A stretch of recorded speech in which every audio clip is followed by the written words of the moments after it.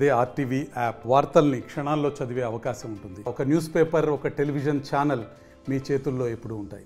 అందరికీ నమస్కారం. ఇది ఒక మంచి ప్రభుత్వం అని చెప్పడానికి ఇది ఒక మరొక నిదర్శనం అని కూడా మీకు అందరికీ తెలియజేస్తున్నాం.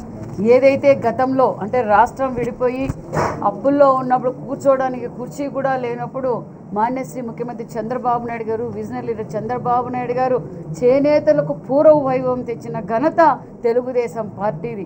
ఆనాటిలోనే మరి ఈ రాయలసీమను సస్యశ్యామలు చేయాలని ఓ పక్క ఇరిగేషన్ ప్రాజెక్టులు కావచ్చు, పరిశ్రమలు కావచ్చు, టెక్స్టైల్స్ పార్కులు కావచ్చు. మరి ఈరోజు గతంలో చంద్రబాబు నాయుడు గారు చేనేతల దినోత్సవం రోజు ఇదే ఎమ్మిగనూరులో టెక్స్టైల్ పార్కుకు ఓపెన్ చేశారన్న విషయం కూడా మీకు తెలియజేస్తూ, మరి గత ప్రభుత్వం నా బడుగు బడిగిన వర్గాలు, నా నేతన్నలు, నా మహిళలు అని చెప్పి ఓటేయించుకున్న తర్వాత అధికారంలోకి వచ్చిన తర్వాత ఒక పక్క బడుగు బడిగిన వర్గాలను కావచ్చు, అదేవిధంగా వాళ్ళ కుటుంబం ఆధారపడి ఉండేది చేనేతలు.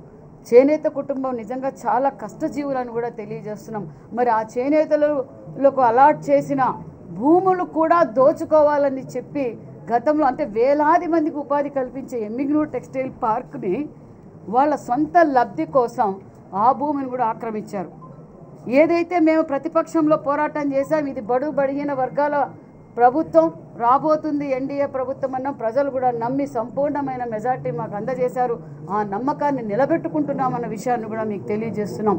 మరి అధికారంలోకి రాగానే స్థానిక శాసనసభ్యులు సోదరులు జయనాగేశ్వర రెడ్డి గారు అసెంబ్లీలో కావచ్చు, వారి తండ్రి గారైన బివి మోహన్ రెడ్డి గారి చిరకాల కోరిక నిజంగా ఈరోజు తీర్చామన్న విషయం కూడా మేము తెలియజేస్తున్నాం. మాకు చాలా గర్వంగా ఉందని కూడా తెలియజేస్తున్నాం.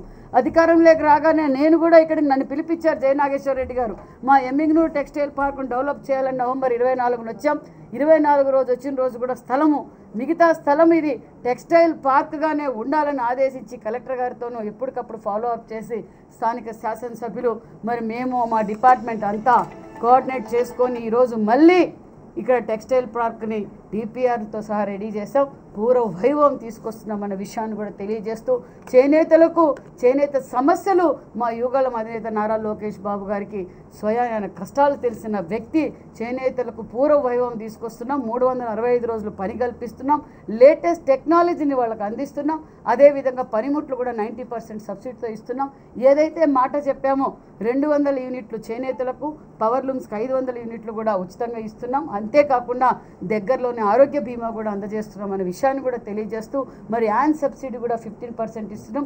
అదేవిధంగా మరి ప్రధాని నరేంద్ర మోడీ గారు పక్క పోలవరం కావచ్చు, అమరావతి కావచ్చు, పరిశ్రమలకు కావచ్చు, విశాఖ హుక్కు రైల్వే జోన్, అంతేకాకుండా చేనేతలకు కూడా గుర్తించింది ఎన్డీఏ ప్రభుత్వం నరేంద్ర మోడీ గారు.